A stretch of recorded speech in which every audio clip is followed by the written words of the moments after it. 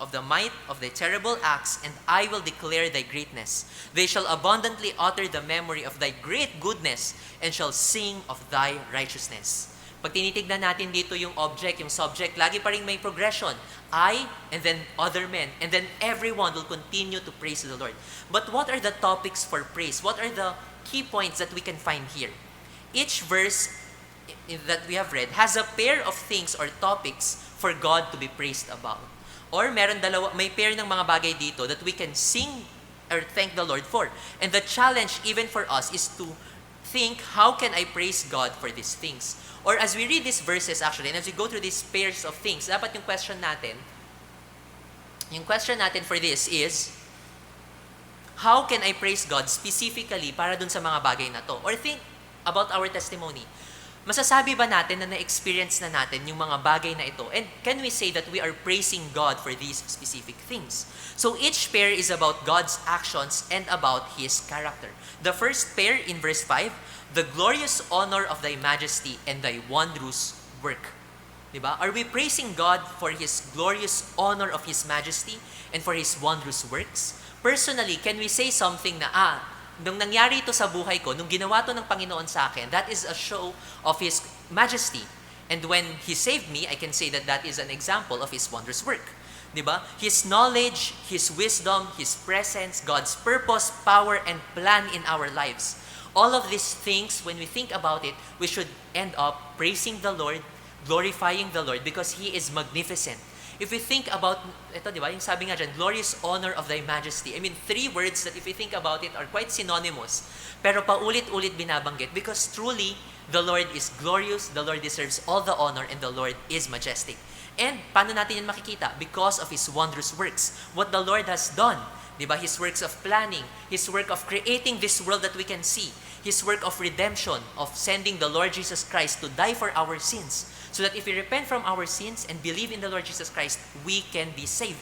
Diba? Yung kanyang redemption and His sustenance, yung kanyang day-to-day na pag-provide sa ating mga pangailangan. These are all wondrous works. And yung definition ng wondrous works, these are works that can never be surpassed. Or ibig sabihin, hindi pwedeng malampasan ng kahit sino man. If we read verse 5 and if we praise the Lord for these things, the reaction of the people should be, wow. They should be in awe. They should just, realize, diba? Open mouths, agape, and realize na dapat nilang papurihan yung Panginoon. But in verse 6, it is balanced. Kasi pag binasa natin yung verse 6, and if we praise God for the things mentioned in verse 6, yung dapat naman nating maramdaman ay fear, reverential fear. Bakit? Sabi sa verse 6, and men shall speak of the might of thy terrible acts, di ba? And I will declare thy greatness. The fierceness of the terrible acts of God. Because yes, God is gracious, God is just, but we know that He is also a God of justice. Do we remember what happened in the book of Exodus with Pharaoh? Multiple times, di ba? Moses was telling Pharaoh na ito yung kailangan mong gawin to obey the Lord. But Pharaoh hardened his heart. Di ba? Pharaoh decided not to listen to God. Pharaoh disobeyed God at ilang beses siyang sinabihan. 10 times, may 10 plagues na binigay sa kanya. Those are 10 times for him to repent. 10 times for him to realize that God is great and I need to obey this God of the Israelites. But what did he do? He continued to disobey. And ano yung nangyari sa kanila, di ba? I mean, each of those 10 plagues is an example of the might of the terrible acts of God. And eventually, nung sa Red Sea, when they crossed it, and because of course, na-divide yung Red Sea, pero nagdikit sila ulit and namatay yung mga Egyptians. Di ba? Ito yung justice ng Panginoon. Because yes, God is a God of grace, but He is also willing to give justice doon sa ating mga kasalanan. And then His greatness. Many rulers want to be called the Great. Di ba? Meron tayo Alexander the Great. Meron tayo si Nebuchadnezzar the Great. Or kung sino-sino pang mga human rulers, they wanted to be called the Great, the only surpassing one. But only Christ is truly great. And ultimately, the greatness or the dignity, the honor that God deserves and that Jesus Christ has can only be found in Him because of His perfect goodness. Kasi nga siya yung perfect, that's why only Jesus Christ is great. All of these people, they might add this word to themselves. They might, di ba? Even I myself, I can call myself Jude the Great, but that won't mean anything. Bakit? Kasi naman, I would not be able ever to surpass the greatness of the Lord Jesus Christ. Actually, I would not even be able to equal yung kanyang perfect goodness. That's why if we think about this verse, as we praise the Lord, we also need to have reverential fear. Hindi yung fear na takot lang tayo, pero yung fear na dahil nire-respeto natin yung Panginoon. And in verse 7, we can find this pair. The memory of thy great goodness and thy righteousness. The great beauty, the goodness of our Lord, and His righteousness. The phrase here for verse 7, they shall abundantly utter, the meaning of abundantly utter is actually for us to bubble up or to overflow. Abundantly utter, di ba? Utter to say. Tapos abundantly, parang lumalabas na lang sa bibig natin. Imagine natin na meron tayong soft drinks. Di ba? If you are any carbonated drink, if you shake it, ano yung mangyayari, di ba? The carbon inside would bubble up and it would really try to force itself na lumabas. So if you opened it, magsispill out siya. Ganun yung description dito na dapat daw nating gawin. They shall abundantly utter the memory of thy great goodness. We know the Lord so close in our lives and it is so real in our lives na nagbabubble up na lang sa atin yung praises sa Panginoon. The memories of His great goodness. And we just gush out of our memories about His righteousness. And memory here isn't just about individual recollection, but memory about the national identity of the Israelites and about our collective identity as a church, as Christians, and righteousness, God's desire for justice and holiness. And one aspect of this psalm, and one aspect dun sa mga topics na binabanggit dito, kasi diba, these are just topics, pero itong topics na to, meron siyang great theme. And ano yung great theme? What should we learn as we talk about these things? Yung great theme in Psalm 145 verse 3. Great is the Lord and greatly to be praised, and His greatness is unsearchable. Or meron siyang intimate or pang-sarili, individual, na pananaw ukol sa Panginoon.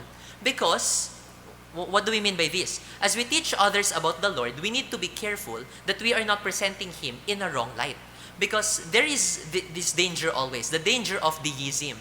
The psalm has such a grand explanation for God that it can be interpreted as deism. Kung familiar kayo sa concept ng deism, D-E-I-S-M, ang pinaniniwalaan ng mga taong ito is that God is real, God created the world, but He is far. He is separate from the world now, and that He doesn't care about our personal lives anymore. Or sinasabi ng mga deist na, oo, Diyos yung gumawa sa akin, pero tapos na, wala nang pakialam yung Panginoon sa akin. And sometimes, and yun yung iniiwasan ng psalm na ito, kaya niya sinasabi talaga na dapat ma-realize natin yung individual touch, ma-realize natin that individually, God is speaking to us. Hindi lang collectively as a nation. Because God is real, God created all of these things, and even until now, God is interested with our lives. God is interested with your life as an individual, hindi lang as part of a collective. So, we may say kasi that God is love, but how do we show or teach that God's love is present in our personal lives? As we sing praises to the song to God, as we talk about the greatness of God, dapat yung pananaw natin, hindi lang God is great, tapos na doon. But God is great because I have experienced it myself and I can tell you, I can attest to you. And actually kasi, di ba, God would continue to be great. And He cares about us. Yun nga yung gloriousness ng Panginoon na hindi lang siya malayo, pero ginawa niya yung lahat ng paraan. He even sent His only begotten Son, the Lord Jesus Christ, so that we would be able to understand Him and to see His will in our lives, so that our relationship can be restored with Him, the relationship that was destroyed because of our sins. So, we don't want a generation of people to rise that know about God's attributes in their heads, but doesn't know the real God in their lives. So yun yung desire natin. So if we want to praise God forever and ever, as human beings, we need to teach to the next generation. Praise God because He is good. Praise God because He did all of these things. Praise God because He deserves wonder. Praise God because He deserves reverential fear, or He deserves respect. And at the same time, ipakita natin sila. Let us model to them how to praise the Lord according to the Scriptures. And verses 8 to 9 encapsulates the memory of God's great goodness. And it does by telling us the truth about the person of God. Verses 8 to 9, it teaches us the person of God, or yung characteristics ng Panginoon. These are the attributes the Israelites have experienced throughout their nation's history, individually and corporately. Verses 8 to 9, the Lord is gracious and full of compassion, slow to anger and of great mercy. The Lord is good to all, and His tender mercies are over all His works. Psalm 145 verse 8 is actually a rephrase of Exodus 34 verses 6 to 7, which says, "And the Lord passed by before him and proclaimed, the Lord God, merciful and gracious, long-suffering and abundant in goodness and truth, keeping mercy for thousands, forgiving iniquity and transgression and sin, and that will by no means clear the guilty, visiting the iniquity of the fathers upon the children, and upon the children's children unto the third and to the fourth generation." So yung Psalm 145 verse 8 and yung Exodus 34 verse 6, actually rephrase yan. And Exodus 34 verse 6, it is how the Lord revealed Himself to Moses. Yung Panginoon yung nagsasabi dyan. And sinabi nga ng Panginoon, di ba? The Lord, or Yahweh, Yahweh, God, merciful and gracious, long-suffering and abundant in goodness and truth. Or the Lord Himself revealed His name and His character to Moses after the Israelites fell by worshiping the golden calf in the wilderness. So after magawa yung Ten Commandments, after mag-disobey ng mga Israelites, nabasag yung covenant kasi nga naggawa ng gods, di ba? Yung golden calf, yung Israelites. So, para ma-restore yung relationship, ito yung explanation ng Panginoon para sa kanyang sarili. That He would continue to be faithful despite of the rebellion of the Israelites.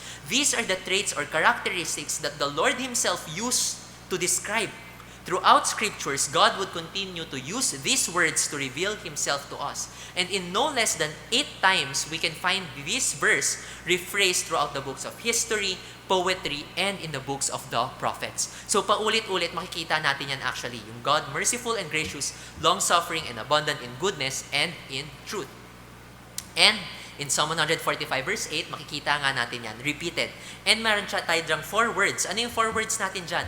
Gracious, full of compassion, slow to anger, and of great mercy. So these 4 traits, these 4 characteristics of God, ito yung truth about His personality. Ito yung katotohanan na makikita natin sa Panginoon. That He is faithful and loyal. But God's love isn't merely an emotion. But God's love or God's graciousness, God's compassion, di ba? Yung kanyang patience, yung kanyang mercy, this compels God into action. Ito yung mga attributes ng Panginoon that compelled Him to send His only begotten Son, the Lord Jesus Christ. Excuse me? Nasamin po ako, sorry. So graciousness. So graciousness is the favor or God's generous gift. And yung kanyang full of compassion, God is like a parent to us. God is slow to anger, or God withholds His justice, or He gives us chances to repent from our sins. And of course, He is of great mercy. Or ito yung tinutukoy na loyal kindness of God to a people who is unfaithful. And if we think about it, all of these things, if you are a believer right now, you have experienced these things. You have experienced the grace of God in everything. Diba? If you think about it, yung hangin na nahihinga natin, grace yan ng Panginoon. Yung energy natin, yung safety that we have despite of the COVID-19. Diba? This is only by the grace of God. And God is full of compassion.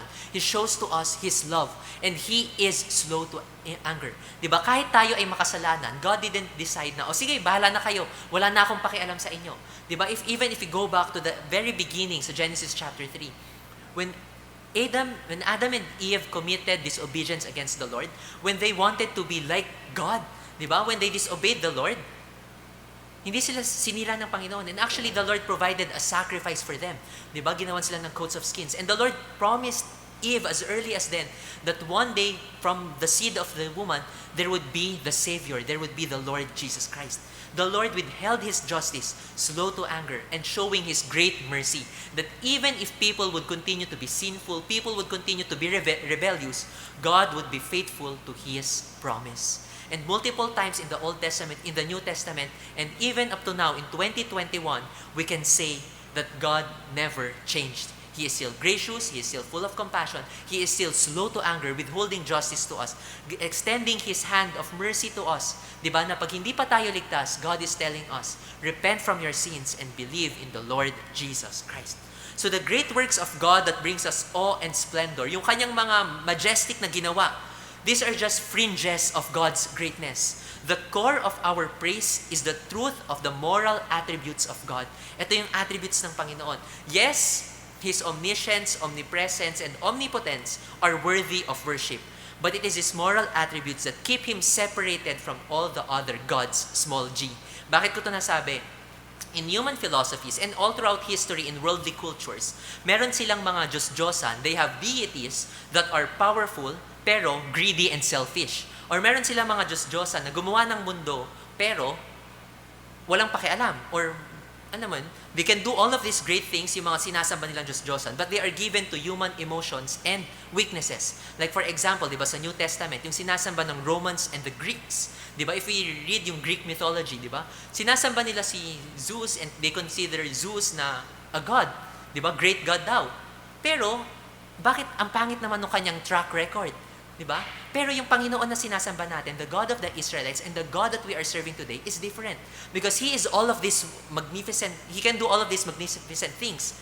Pero in addition, He is gracious, full of compassion, slow to anger, and of great mercy. Siya yung perfect. And actually, if yung Panginoon na sinasamba natin ay hindi, di ba, kung mawala yung attribute na ito sa Kanya, di ba, magsisis na siya sa pagiging Panginoon. Yun yung beauty ng sinasamba natin ng Panginoon. And that's why we know na siya talaga yung Panginoon. Kasi siya yung perfect na pattern. Siya yung perfect na dapat talaga nating sambahin. So the Lord Yahweh that Israel was serving is the same God that we are serving today. And in verse 9, we can see the recipients of these characteristics of God. Sino ba yung nakakatanggap nung apat na yan na phrases na yan? Verse 9, the Lord is good to all, and His tender mercies are over all His works. The further thing that makes the mercy of God so great, di ba? And great na yon, pero it's mas great pa kasi it is unlimited. Hindi na uubos. Everyone who have walked on earth and will walk on earth, from humans to animals and even insects, have received the mercies of God. These mercies are present in the air that we breathe, the food that we eat, and the rain that falls in the good person's land and the evil person's land. That's why in Matthew chapter 6, di ba sinabi ng Panginoon, that God the Father, He takes care dun sa mga plants of the field. He takes care of the birds. Di ba? Ito yung common grace ng Panginoon. His grace that everyone receives. The Lord is good to all. The day-to-day sustenance that we receive are all expressions of this graciousness, this goodness, this mercy of God. Kaya nabanggit ni David na truly the Lord is good to all. Sabi nga sa Matthew 5 verse 45, that ye may be the children of your Father which is in heaven, for He maketh His sun to rise on the evil and on the good, and sendeth rain on the just and on the unjust. So yung grace ng Panginoon, it's given to all. Merong common grace na binabanggit yung Panginoon na masama ka man, mabait ka man, natatanggap mo yan. And makikita nga natin yan dun sa day-to-day sustenance natin. Dun sa pag-akyat ng araw, dun sa pag-ulan. Parang for example, umuulan ngayon. Hindi lang naman sa Berean umuulan, di ba? I mean, lahat ng tao nakakaramdam ng rain. So even the worst person receives the mercy and grace of God. Even the most sinful, unbelieving, blasphemous heathen receives the mercy of God from his day-to-day life. And actually, yung binanggit ko doon, yung sinful, unbelieving, blasphemous heathen, tayo yon apart from the Lord Jesus Christ. Nung hindi pa tayo ligtas, God could have just killed us. And yet, He gave us day-to-day, hinayaan niya tayo mabuhay, giving us an opportunity to repent and to be saved. So even if you are an atheist that denies the mercy of God, or you are against the mercy of God, you still receive the mercy of God. That is the God that He is. And the height of God's mercy is in the death, burial, and resurrection of the Lord Jesus Christ. So yes, merong common grace na binibigay sa mga undeserving. And merong mercy na winiwithheld ng Panginoon yung kanyang justice. Pero meron pang mas malaking grace na matatanggap natin if we repent from our sins and accept the Lord Jesus Christ from our lives. In the death, burial, and resurrection of the Lord Jesus Christ, that was when God allowed people to not just be recipients of the common grace, but of the grace that can save us from our sins. The grace that can make us righteous just like God. Katulad nga ng example natin kanina dun sa Egyptians during the time of the Exodus and the Israelites. Yung Egyptians, pinakita ng Panginoon na siya ay slow to anger and binibigyan niya ng mercy yung Egyptians, allowing them to repent. But when the Lord saw na ayaw talaga nila mag-repent, ano yung ginawa ng Panginoon sa kanila? The Lord administered His righteousness, the Lord administered His justice. So parte rin to nung attributes ng Panginoon. Kasi if the Lord will not give righteousness, if the Lord will not give justice, edi hindi na niya mapapakita yung tunay na yung love. Kasi parte ng love, yung justice ng Panginoon. So Exodus 34 verse 7, kasi diba Exodus 34 verse 6 is actually ni-rephrase siya dun sa Psalm 145 verse 8. And yung verse 7 doon, it's actually talking dun sa justice ng Panginoon. That God's justice to those who would be unrepentant or to those who would refuse the grace of God. But for everyone who would turn from their sins and call upon Jesus Christ, matatanggap nga nila yung mercy ng Panginoon. So yun yung binabanggit dyan sa Exodus chapter 34 verse 7. Na generations after generations, there would be people who would refuse the grace of God. And yun, pinarusahan sila ng Panginoon. And yun na rin yung reason kaya kung bakit God is love pero meron pa rin impyerno. Diba? There is still hell. That God is extending His mercy to us while we are living.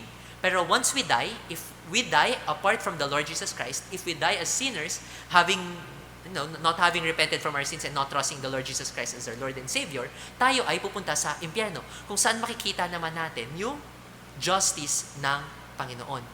Pero kung iisipin natin dito, yun nga because of the love of God, diba? It's not just an emotion, but it compelled Him to action, that He sent the Lord Jesus Christ. And Jesus Christ is gracious, full of compassion, He is slow to anger, and He is of great mercy. To the point that He gave His own life so that pwede tayo magkaroon ng kaligtasan. And once we realize this in our personal lives, the fullness of our song to God would increase day by day, and it will continue until eternity. Diba? In heaven with God. And we would also desire for this to continue here on earth until na hindi pa sinisira ng Panginoon yung earth, diba? By teaching it and showing it to the next generation. So as we end our service or our preaching for this evening, I want us to open our Bibles in 1 Kings chapter 2 verses 1 to 4. 1 Kings chapter 2 verses 1 to 4, mamamatay na dito si King David. Si King David yung nagsulat nga ng Psalm 145. And kinakausap niya dito si Solomon. Binibigay niya kumbaga yung kanyang huling habilin para sa kanyang anak na susunod na magiging hari. Sabi sa 1 Kings verses 2, 1 to 4, Now the days of David drew nigh that he should die, kasi matanda na siya.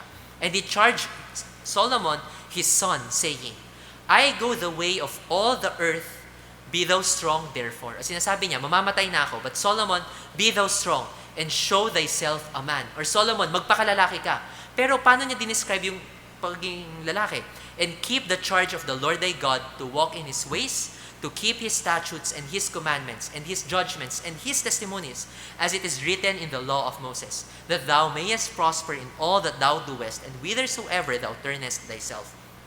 That the Lord may continue His word which He spake concerning me, saying, If thy children take heed to their way to walk before me in truth, with all their heart and with all their soul, there shall not fail thee, said He, a man on the throne of Israel.